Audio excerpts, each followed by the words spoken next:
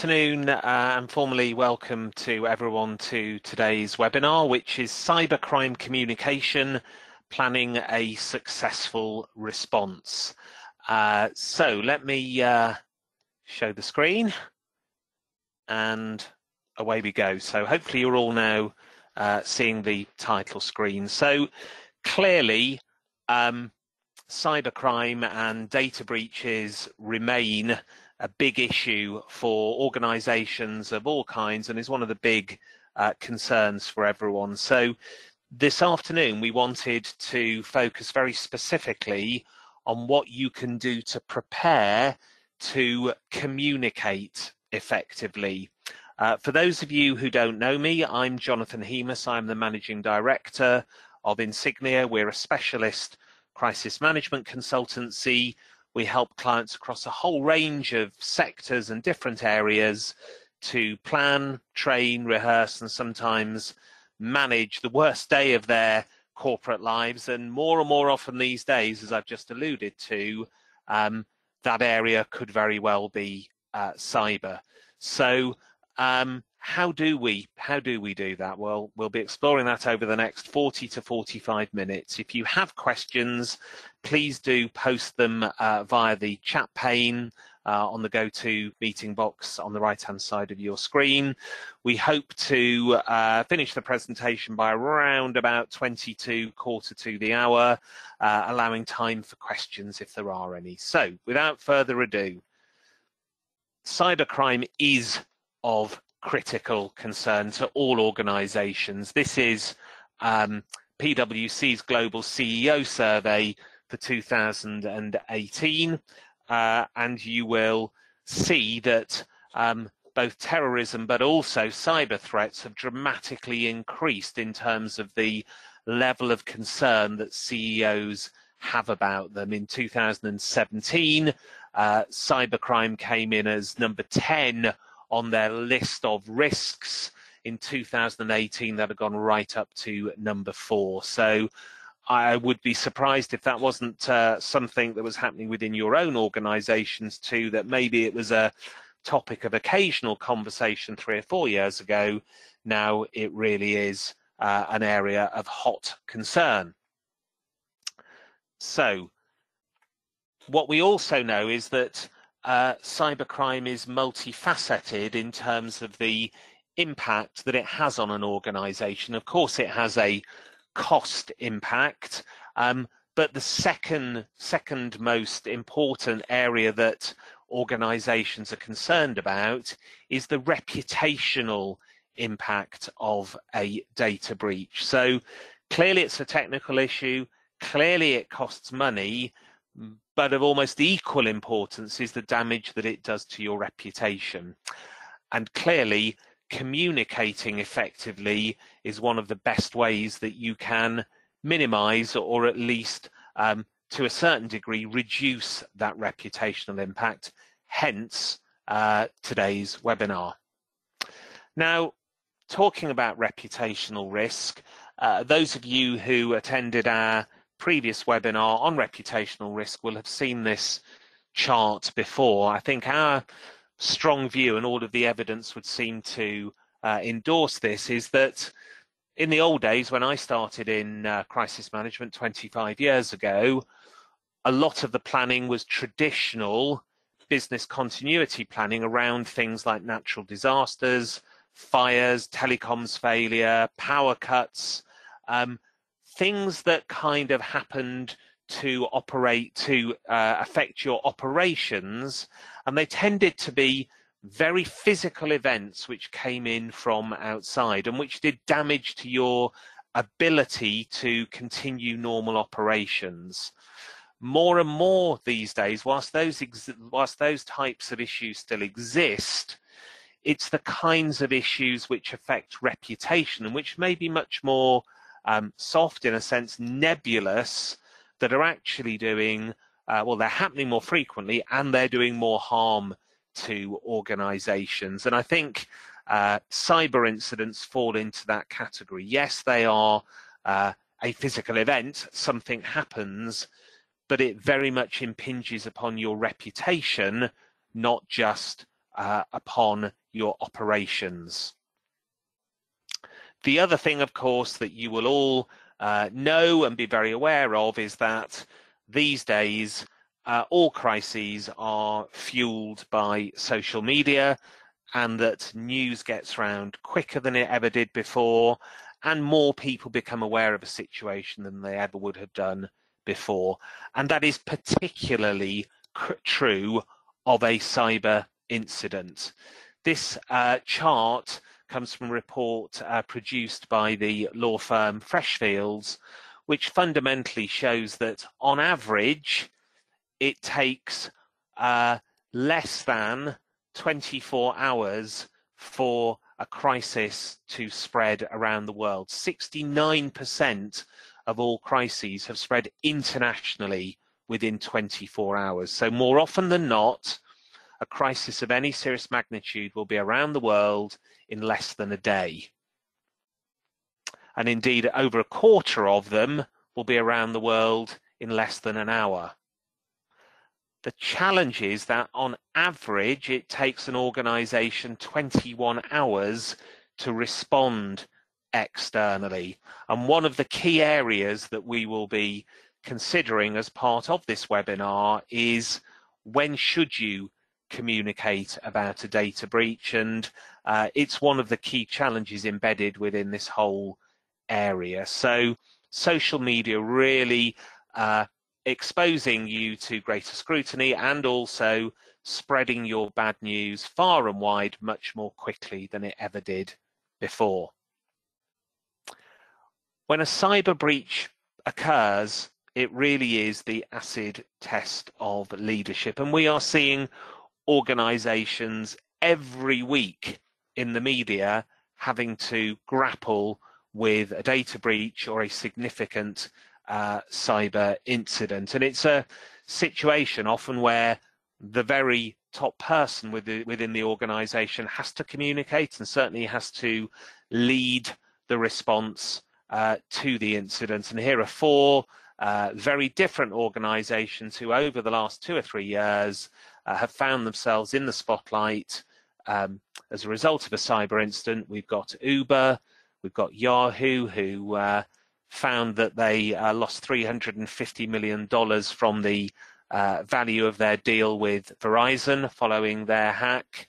We have Sony, who you will recall they had emails revealed, they had footage from forthcoming films released on the dark web, and more recently, Maersk had a major cyber incident which dramatically affected its operations. In each case, the leadership and the management of those organizations all of a sudden are put under the spotlight and need to demonstrate their capabilities under enormous pressure, both in terms of time and in terms of what is at stake, both financially and reputationally. And what we know, and those of you that have attended our webinars before will have seen this chart. It's research from Oxford Metrica showing what happens to an organization in terms of its value in the year after a crisis. We'll know that the way in which you communicate will have a significant influence over the degree to which you recover and the speed with which you recover following an incident. And that quality and speed of communication applies just as much in a cyber incident as it does to any other kind of crisis. Communicate badly, and you'll find yourself on that red path, losing value as a result of the situation. Communicate well, and you can actually find yourself enhancing the value of the organization, and at worst, certainly protecting it. If we take a quick look at the factors which tend to suggest that you will end up on the blue line, the recoverers from a crisis, and this is all taken from the analysis that Oxford Metrica have done of organizations' responses to crises. Here are the 4 areas that relate to communication, which tend to predict a successful outcome in terms of preserving organizational value and trust. Firstly, disclosing promptly, being quick to communicate. And again, we'll have a chat about what quick means in the context of a cyber incident. Secondly, demonstrating candor and transparency in disclosure. In other words, being open and honest and straightforward in what you say. Thirdly, taking responsibility for your actions or those of your agents. In other words, if something bad happens to your organization that affects your stakeholders, even if you know that it's some third-party supplier that has caused this to happen, you need to step forward and take responsibility for that, and to communicate that you are taking responsibility for that. And finally, you need to commit to and then demonstrate credible follow-up behaviors. In other words, you need to commit to action, and then the action needs to happen and be successful. And as a related but slight tangent from cyber crime, this was an area which of course damaged TSB and its CEO Paul Pester recently. So for those of you not aware, perhaps outside of the UK, this was a major incident that TSB Bank endured earlier this year, in which service was disrupted for days, if not weeks, not due to a malicious attack, but due to an upgrade of their systems which went wrong. The CEO actually communicated all of the right words in the early days and committed to action, but then they failed to be able to actually sort out the problem within the expectations that he had set. And it was that mismatch of the words and the reality that ultimately cost him his job a couple of months ago. So demonstrating and delivering against credible follow-up behaviours is a prerequisite for full value protection. And we see that in a couple of recent examples. Equifax, which many of you will be aware, had a major data breach in the final quarter of 2017. Of course, they are responsible for keeping and protecting the most sensitive financial details of many US citizens, and indeed many people around the world.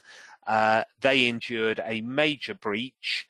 The scale of the breach itself was enough to cause harm, but once more, their communication made a difficult situation worse. They took a couple of months from being aware that they had been breached to actually communicating, and they were heavily criticized for that, both by their customers and also by the Senate committee that talked to their CEO, Richard Smith, who, by the way, is also now out of a job.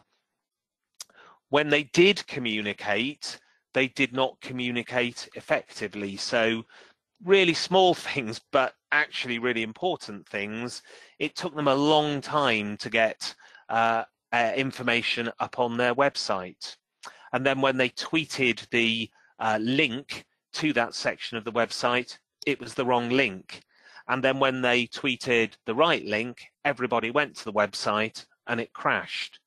And then when they offered credit protection to anybody who had been affected, the message they also communicated was, but if you take us up on our kind offer, then you automatically waive your rights to take any further legal action against us.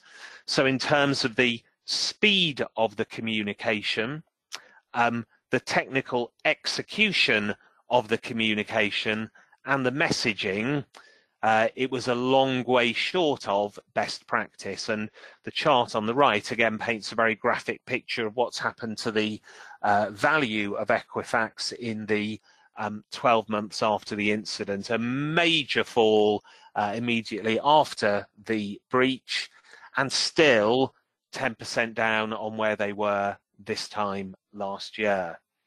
So we've criticised Equifax for being slow to communicate, but of course one of the bête noirs of cyber communication in the UK is TalkTalk, who were criticised for potentially talking too early, but certainly for not being able to communicate clearly in that early in the early aftermath of a major incident that they suffered in 2015. As many of you will recall, the CEO, Dido Harding, took to the airwaves certainly within 36 hours of being made aware of the incident, but was criticised for not having the answers that customers and other stakeholders were looking for. So again, we come back to this conundrum of how soon should you communicate and what can you say when you don't have all of the information. So that is the context really for what we are talking about today, and now going to hopefully provide you with some thoughts and some guidance as to how you can prepare to give yourself the very best chance of communicating successfully should a cyber incident come visiting your organization. So firstly, information and analysis. If we talk about communication, the very first thing that you need to understand is what are the legal and regulatory requirements in terms of notification and communication, and clearly those need to be the absolute minimum that you should be adhering to in terms of communication. And obviously for most of you on this call who are operating in a GDPR regulated world, you will know that you have 72 hours to notify of a significant cyber incident. So for most of you, you've now got that 72-hour window and deadline with which to fulfill your regulatory requirements. Do also, if you are within a regulated industry, make sure that you're also adhering to the requirements of your specific sector. So be clear on what you are required to do as an absolute minimum starting point. The second thing in terms of analysis, so that you understand the world that you are facing and its implications, is I would encourage you to do a cyber threat analysis, and I mean from a reputational rather than a technical perspective. I'm not suggesting you don't do a technical threat analysis as well, but what I am suggesting is you also need to look at your cyber risk landscape through a reputational lens as well. What do I mean by that? Well, what I mean is that you will all face cyber threats, but you will all have certain types of incident and certain types of breaches and certain types of information which will have a greater or lesser impact in terms of your reputation. So what I'm asking you to consider is, what are your crown jewels in terms of your reputation? What would do you most harm reputationally if that data was breached or released? And also, what kind of organization are you, both in terms of what you do and also what you stand for? I mentioned, Equifax. One of the reasons that Equifax was so seriously harmed reputationally and financially is that their very raison d'etre, their reason for being in business, is to hold securely private and confidential information about people. So to be breached is worse news for them than someone that just happens to have individuals' data stored on their systems and then compromised. Equally, if you have set out as part of your values or your reputation to be a highly trusted or responsible or prudent organization, a cyber breach is likely to do you more harm reputationally than an organization that never made those claims in the first place. So I'm now going to move on to the second area, which is scenario planning. Now, this is going to be quite a busy slide when it comes up, but I would suggest that this is one of the most important and one of the most valuable areas that you can consider. Why? Well, because of what we've just been talking about, the pressure, the time pressure to make decisions and to communicate really quickly. That means that you will either make some suboptimal decisions if you haven't thought about it beforehand, or you'll overlook something. So it is by doing scenario planning and considering some of those key decisions and how you will communicate ahead of time that you can ensure that you make better decisions and communicate more effectively should the worst happen. So, scenario planning. I would recommend that you get together some of the key players who would be involved with your response to a cyber incident, and between you, in a structured way, work through and hammer out answers, in principle answers, to these and other critical questions. So I'm going to spend 5 minutes or so going through some of these, or all of these questions. Question 1, what is our strategic intent in responding to a cyber incident? What I mean by that is, what is our overriding strategic objective when we respond to a cyber incident? Get that signed off and agreed at the most senior level so that it can be verified when a real incident occurs, but it doesn't need to be created from scratch. So, you know, your strategic intent could be, for example, to do everything in our power to minimize the impact on our customers and to keep their information safe and secure, or to minimize the impact. It could be to minimize disruption to the business. You need to decide which is right for you, and depending on what your strategic intent is, will actually define the extent to which maybe your reputation is at risk. Because I would suggest that the first example I gave, which is really about putting customer interests first, the second one being about continuing business operations, you know, that will very much shape how you respond and will guide your team in different directions. So work out beforehand what your strategic intent will be. Secondly, who are our stakeholders? If a data breach occurred, who would we or might we need to communicate with them? How would you reach them? So work out who they are, and then in principle, how you would communicate with them. Phone calls, emails, instant messaging, face-to-face.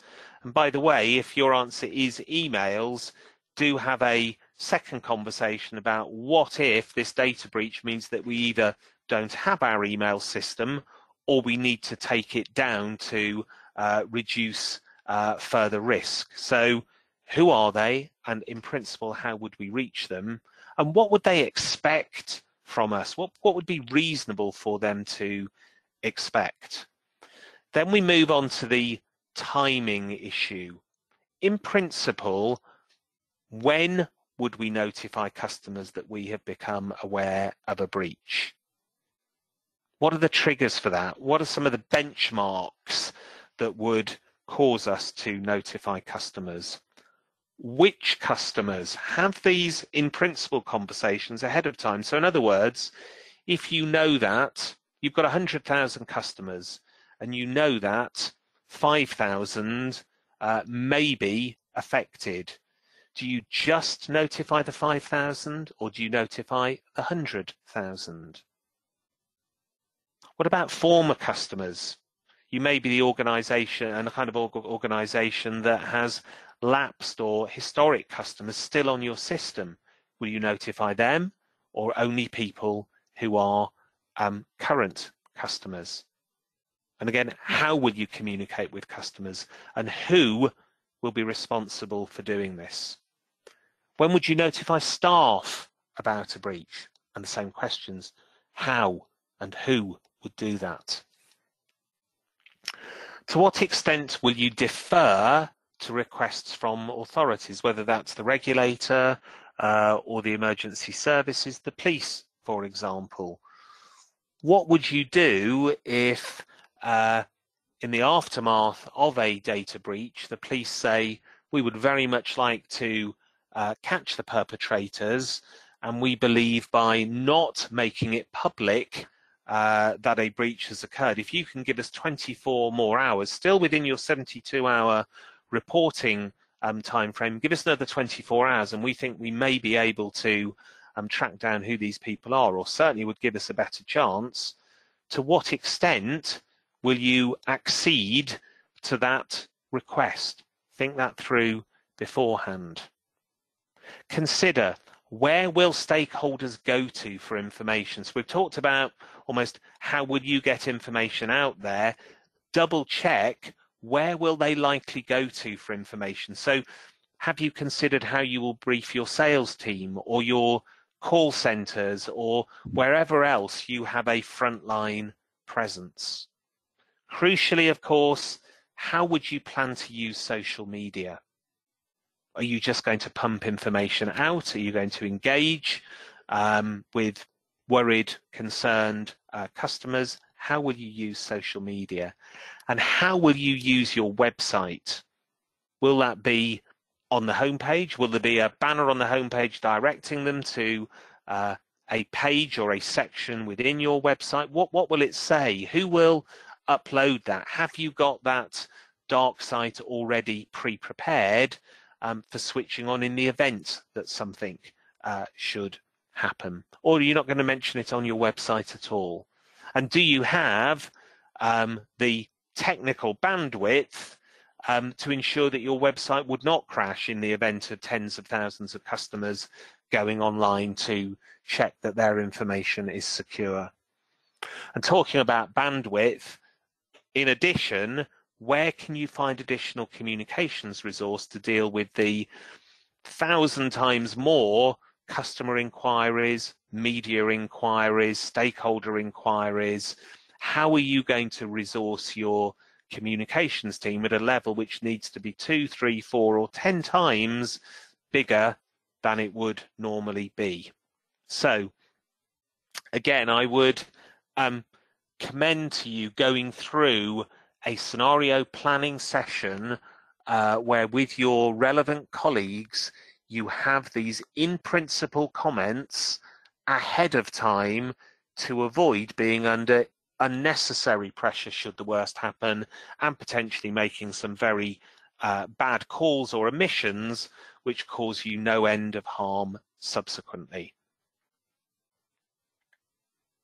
Okay, moving on to the cyber incident communication plan. Now, many of you clearly will already have a crisis management and or a crisis communication plan, and the principles espoused within those plans should relate to a cyber incident, but we would suggest ensuring having either as part of your core crisis communication plan or kind of as an appendix to it, some specific crisis communication guidelines related to a cyber incident. Now, a lot of that, if you've done your scenario planning session, can be informed by the analysis and the conclusions that you reached by running that session. So, principles for communication, you know, when, under what circumstances are we going to communicate, and what is our strategic intent? What are our message themes? What, in principle, are the messages, the themes, the lines that we want our stakeholders to be hearing? to be reviewed, finessed, confirmed in the event of a real incident, but nevertheless outlined in principle ahead of time. Then, and this will be a real godsend in the event of an incident, pre-prepared stock materials to be tailored and issued in the event of an incident. Statements, Q&As, tweets, ready, saving you valuable minutes or hours when you need those minutes and hours most. Stakeholder lists and contact details. You know, do you know who to talk to at the Information Commissioner's office? Do you have a phone number? Do you have an email address? Don't waste 15 minutes scrabbling around for it when everything is on the line. Equally, and this is a message that I've been communicating for my 25 years in crisis management, someone in your organisation needs to be responsible for regularly reviewing and updating those contact details. Otherwise, you may have a perfect list today, but when the incident happens in 15 months' time, at least a third of it will be out of date. So someone needs to take ownership for maintaining that list and those contact details. A communications planning framework, so you know, that list of stakeholders, and a matrix in which you map out who are we going to communicate with, by when, what are we going to say, how are we going to say it, and who is responsible for making that happen. And finally, that plan should articulate your approval process. Again, this can be a source of debate and discussion during an event. You don't want it to be a source of debate and discussion during the event. You want that approval process to have been agreed and signed off in advance of an incident happening. Talked about message themes on this slide, and just to give you some broad thoughts on what we would suggest in terms of message themes, really 4 areas will form the heart of your messaging, certainly your initial messaging in response to a cyber incident. Facts, what you know to be true. This is what we know, not what you think you know, but what you definitely know. Do not say anything of which you are not certain. Action, this is what we are doing to address the situation. It's really crucial that you communicate the seriousness and urgency with which you are responding. Restitution, this is what we are doing to make the situation right or better for those affected. So this is how we are looking after your interests, dear stakeholders. And finally, prevention, this is what we are doing to reduce the possibility of this happening again.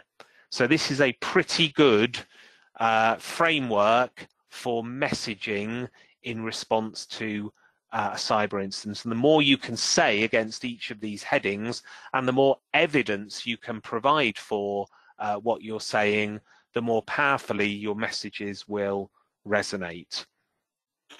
As I move into the final 10 minutes of the presentation itself, please do feel free to send any questions via the chat box, and we'll deal with those at the end of this session. So, pull together your plan, your cyber incident communication plan, think about messaging, but also think about the other areas on the previous slide. The next area is completely crucial too, and it is implicit in a lot of what I've been saying over the last 20 minutes, but let's make it explicit. Your communication response and plan needs to be aligned across all of those key functions that would be involved in the response to a cyber incident. And the ones listed here are some of the typical departments and areas within an organization that might well be involved in the response to an incident. You may have different or additional departments within your organization that need to be briefed and aligned. Again, the worst possible thing is to have conflict and unhelpful or unnecessary debate amongst colleagues during the event. And so I would advocate involving representatives from these organisations from these areas in your scenario planning, for example, and then certainly to have them review and sign off your communication plan. Doesn't mean to say there won't have to be, tough discussions and decisions still to be made in the incident itself, but at least if we have an in-principle agreement between all of those key parties involved in the response, you are much more likely to be able to respond quickly and effectively and thereby protect your reputation. Talked earlier about Dido Harding and her trials and tribulations in fronting up to the media, which of course flags up the need for anybody who may need to be a spokesperson to receive media training ahead of time. Communicating to the media in any crisis is hugely stressful. It's a challenging situation to be in, and you need to give your spokespeople the very best opportunity to succeed under that enormous pressure. They will lack information, they will have little time, and they will be in this horribly uncomfortable situation of cameras, microphones, lights, and potentially aggressive journalists. So make sure that those people are media trained. There'll be a decision to be made as to who should be put forward, and we'll maybe touch on that later. If you are proposing putting one of your senior IT people forward, I am going to lapse into the stereotype, I'm afraid, but make sure that your highly intelligent, highly skilled and knowledgeable IT expert has the ability to communicate really simply and really clearly without the jargon that they would be using with their colleagues on an everyday basis. You need to be connecting with your stakeholders, and that means communicating in a way that they will understand. I would also strongly recommend that you conduct regular cyber exercises, actually creating scenarios and getting those people that we have just talked about to work together, to work through cyber situations and rehearse the deployment of the various plans and processes involved, and to have an opportunity to make some of those decisions under pressure that you'd agreed in principle, and to see how they feel under a realistic exercise environment, and then clearly take the learnings and make improvements based upon those learnings in both your plan and also in terms of skill building. So whether that be a desktop exercise, a facilitated 3-hour session, or whether it's a much more immersive, full-on interactive simulation with real-time social media and phone calls coming in from the regulator and from the chair of the select committee and from the police who are investigating the incident, whichever route you go, and it may very well depend on the stage that you're at, I would strongly advise you doing at least an annual cyber exercise to make sure that team is geared up to respond effectively should the worst happen. So, in summary, I think it's pretty well accepted now that cyber incidents can affect all organizations of all types, and it really is unfortunately a case of when it happens rather than whether it happens these days. We also know that a mishandled cyber incident and a botched response to a cyber incident can do enormous harm to an organization in terms of financially costing a lot, but also in terms of doing significant damage to reputation and trust. And so, in summary, these are some of the key steps that you can take to give yourself much greater confidence that you will respond effectively to a cyber incident. Number one, make sure that you are very clear about your legal and regulatory requirements as it relates to notification and communication. Take a look at your own specific organization and work out where you have the greatest reputational vulnerability when it comes to a cyber incident. What kind of incident, what kind of data would do you most harm in terms of your reputation? Prioritize. Develop an incident response plan, and that should be based upon, and I notice it's missing from this list, that should be based upon scenario planning. Scenario planning to make sure that you have, with your relevant colleagues, walked through, discussed and agreed, in principle, how would we communicate and what decisions would we make based on what triggers and what situations. So scenario planning and then an incident response plan based on that scenario planning.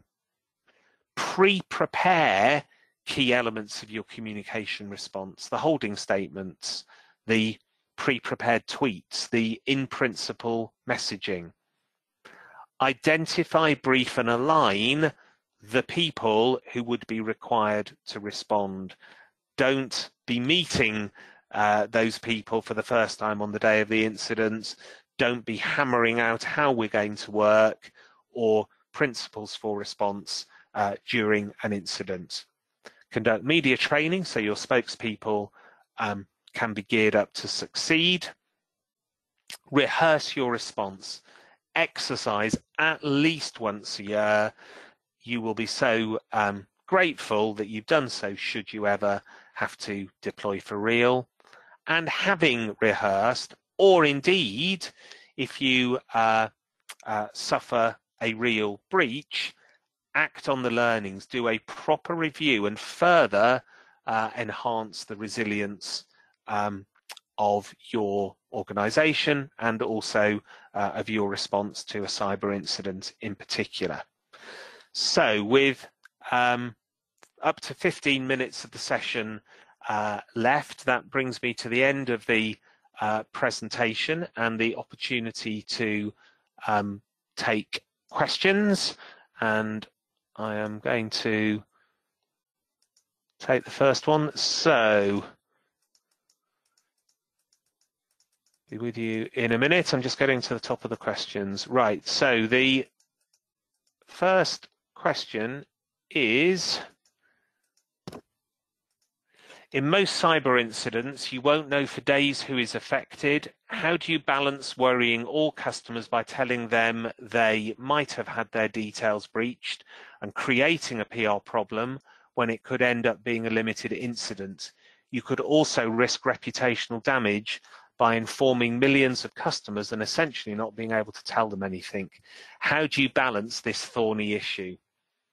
Great question, and I guess it very much lies at the heart of the communication challenge associated with a data breach. And I think the answer lies in your scenario planning.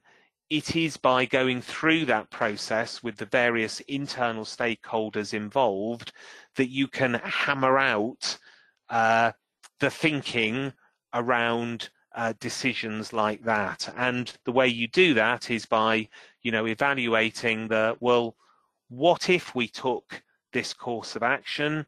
What is the upside of that? What is the downside of that? What is the likely response of our stakeholders? What do our stakeholders have a right to expect?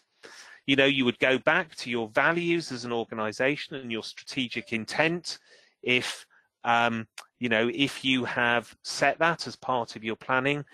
What do our values dictate we should do? And you would also thrash out as part of your scenario planning some triggers or some criteria which would help you to determine whether you do A or B. You know, if any of these 5 criteria apply, that would encourage us to communicate with all of our 100,000 customers. So, Finola, I've not answered your question directly because it is the thorniest of all thorny issues, but it is by going through that structured process beforehand that mist starts to clear, and you at least have a much clearer framework and understanding of that decision-making process, the pros and cons and the ramifications of different courses of action.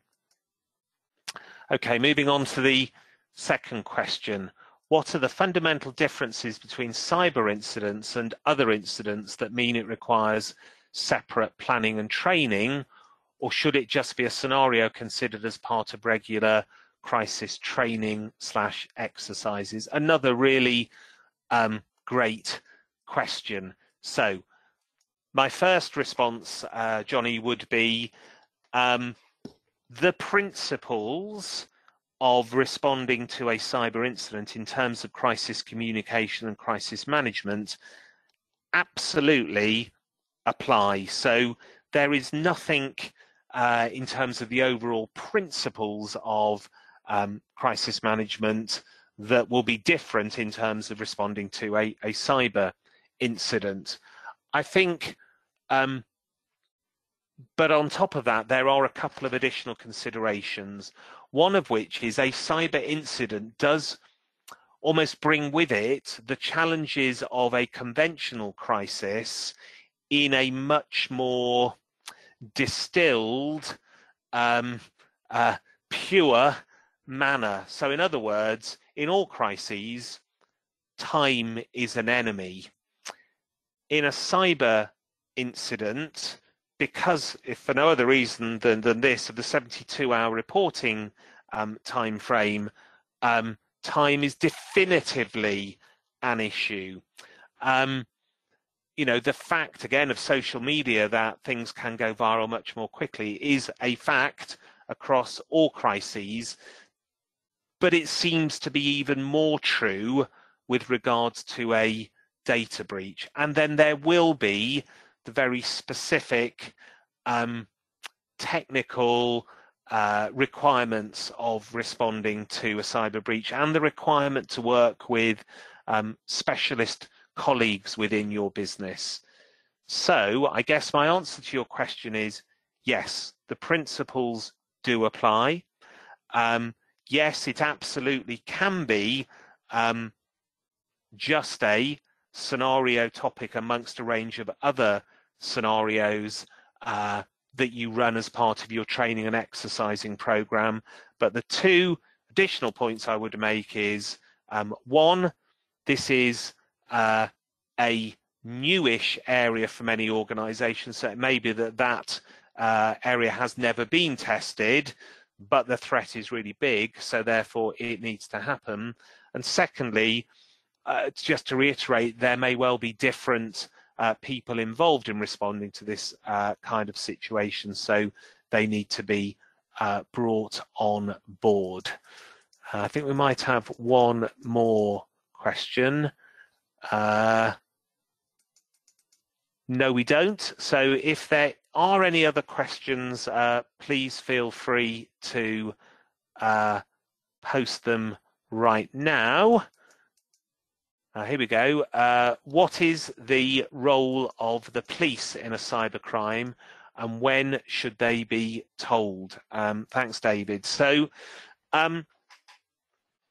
effectively, more than effectively, in reality, the role of the police is to investigate a crime and to bring perpetrators of a crime to justice. And I think it's important for the people on this call, as representative of organisations, to be very clear on that. The police's role is to investigate a crime and to bring perpetrators to justice.